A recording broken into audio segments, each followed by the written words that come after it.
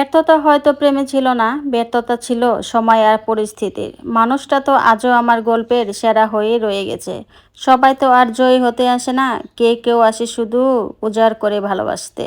হারানোর মাঝেও যে এক ভালো লাগা লুকিয়ে থাকে তা হয়তো শুধু ব্যর্থ প্রেমিকই বুঝবে। ভালো থাকুক পৃথিবীর সব প্রিয় মানুষেরা। দুপুরে রান্নার আগে ঘরটা ভালোভাবে না গুছিয়ে নিলে হয় না। রান্না করতে গেলে রান্নাঘর থেকে বের হওয়া যায় না। শুধু চুলায় বসিয়ে দিলেই হয় না, সাথে কাটাকাটি ধোয়া পাকলা তো করতে হয়। সেজন্য আগে ড্রয়িং রুম এমনকি বেডরুমটা সুন্দর করে গুছিয়ে নিয়েছি যাতে কাজ করতে সহজ হয়। রান্না করতে গেলে জানি না এত কাজ কোথা থেকে চলে আসে। রান্না করা শেষ হয়ে গেলে সোজা গোসলে ঢুকে তারপরে কিন্তু ফ্রেশ হওয়া যায়। শহরের মাঝেও যে এত ধুলোবালি কোথা থেকে আসে আমি বুঝি না। গ্রামেও তো এমন ধুলাবালি নেই। সব কাজ শেষ করে এখন সোজা চলে আসলাম রান্নাঘরে। আজকে কবুতরের মাংস রান্না করব। বাড়ির থেকে নিয়ে আসা কবুতরের মাংসগুলো কিন্তু একটু মজাই হয়। ঢাকা শহরে মাংস কিনে কেমন জানি কবুতরের মাংসগুলো এমন তেমন একটা স্বাদ পাই না। বাড়ি থেকে কবুতর কিনলে কিন্তু অন্যরকম একটা টেস্ট পাওয়া যায়।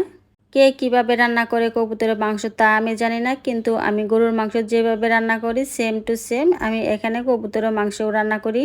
বাসা যেহেতু গ্যাসে অনেক সমস্যা করে, সকালে ঘুম থেকে উঠিয়ে দেখি গ্যাস নেই, কোনো দিন থাকে আবার কোনো দিন থাকে না। তাই ইন্ডাকশন চুলাই আমি ইউজ করি বেশি। আর এই চুলাতে কিন্তু তেমন একটা বিলও ওঠে না, যার কারণে সারাদিন রান্না করলেও কিন্তু তেমন কোনো সমস্যা হয় না। বাসা বাড়ির মধ্যে সব থেকে বেশি কাজ থাকে দুপুরে। আজ তো কিছু রসুন দিয়েছি এখানে। কবুতরের মাংসটা হয়ে আসলে তারপরে এখানে আমি কিছু শিং মাছ পেঁপে দিয়ে রান্না করব, তার জন্য একটু মশলা কষিয়ে নিচ্ছি।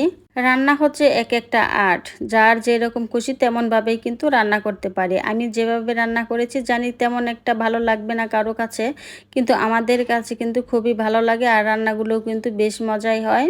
সবাই কিন্তু সব কিছু পারে না। এই যে এখানে অনেকেই আসবে হয়তো যে শিং মাছ ঝুল করে খায়, হ্যাঁ আমি শিং মাছ ঝুল করেই খাই। আর ঝুল করে খেতে আমাদের বাসায় সবাই বেশি পছন্দ করে। রান্নার তরকারি রান্নাটা শেষ করে ভাত বসিয়ে দিয়েছি, আর এটা ছিল বিকেলবেলার একটি ফুটেজ। বিকেলবেলায় গিয়েছিলাম একটু স্বর্ণকুঞ্জে।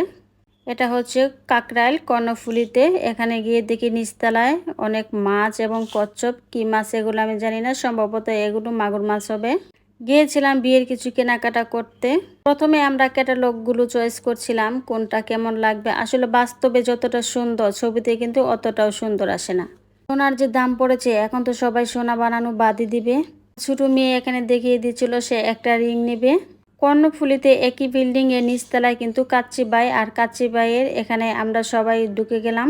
বাইরে গেলে দেখা গেল যে একটু না খেয়ে দিয়ে আসলে হয় না। কাচ্চিটা কিন্তু বাচ্চারা একটু বেশি পছন্দ করে, আর আমরা বাসায় কিন্তু ছোট থেকে বড় সবাই কিন্তু কাচ্চিটা খুব পছন্দ করি। আর কাচ্চি বাইতে এই কাচ্চিটাই কিন্তু অনেক মজা হয়ে থাকে। যতটুকু বেশি হয়েছিল টিস্যু করে মুড়িয়ে এইভাবে বাসায় নিয়ে আসছি।